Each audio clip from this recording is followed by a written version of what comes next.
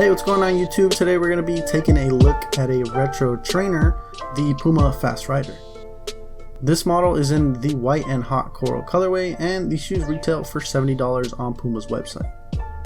The box is your basic Puma box. Sorry about the damage, USPS is always mistreating my packages.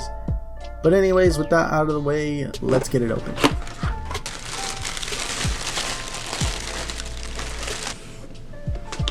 So there it is, the Fast Rider. Let's get them both out here.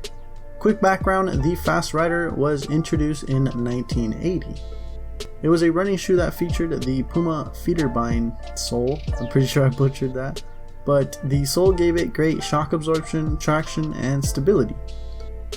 The shoe was also lightweight at the time. It was marketed as a running shoe that was great on the track and off. It was received well and even got a 5-star rating in the Runner's World magazine. Moving on to the materials of the shoe, the upper is a combination of a nylon mesh with suede and synthetic leather inserts. The midsole is an IM EVA foam and it's got a rubber outsole. Onto the features, on the tongue of course we have the Puma logo. Moving down we have some basic white thin flat laces. Surrounding that we got an off-white suede overlay. The suede material is also used on the toe and on the heel. At the side we have the Puma branding as well as the model of the shoe in blue. Below that is the Puma form strip in the hot coral that is made out of that synthetic leather material. The rest of the upper is pretty much made out of that nylon mesh material. At the back we have the Puma logo in white surrounded by that hot coral. The lining of the shoe is a black mesh that has soft padding on it and feels comfy. The midsole, like I mentioned, is a white IM EVA foam that's quite firm. At the bottom, of course, we have the main feature of the shoe, the Federbein sole in the gum color. They pretty much just look like studs surrounding the majority of the bottom. Not recommended for those who have trypophobia.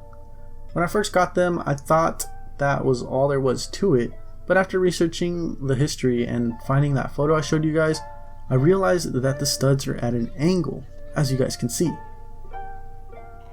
You can also see how angled they are when viewing them from above. You can see them sticking out, which I'm assuming helps with the stability. So that's pretty much what makes the Federbein sole so unique, is the angled conical studs. Gonna be interesting to see how that feels on feet. Last feature I want to mention is that the shoes do come with extra off-white laces that I'll be showing in the on feet. So yeah, overall a really clean retro trainer from Puma in a nice summer ready colorway. So that's pretty much all you need to know about the shoe. Let's get these on feet.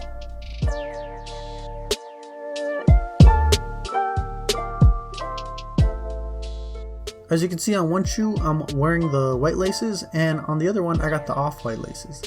It's a little bit hard to tell just because they're really similar colors, but regardless, I always appreciate it when an extra pair of laces are included. When I first put these on, they felt very snug, but after breaking them in, it fit like a glove for me. If you get these true to size, allow some break-in time, and as always, if you like the extra room, go up half a size. When walking, you can definitely feel the studs. It's kind of cool to feel them doing their thing when you move around your foot. Overall, these shoes are very comfortable and I love the summer colorway and the gum colored bottom. I would definitely recommend these for anyone who's a fan of retro trainers, or if you're just a Puma fan, as these are a Puma staple. Well, that's pretty much gonna be it for me, guys. Thank you guys for watching. As always, like and subscribe if you enjoyed the video, as it really helps out. And I'll see you guys in the next one.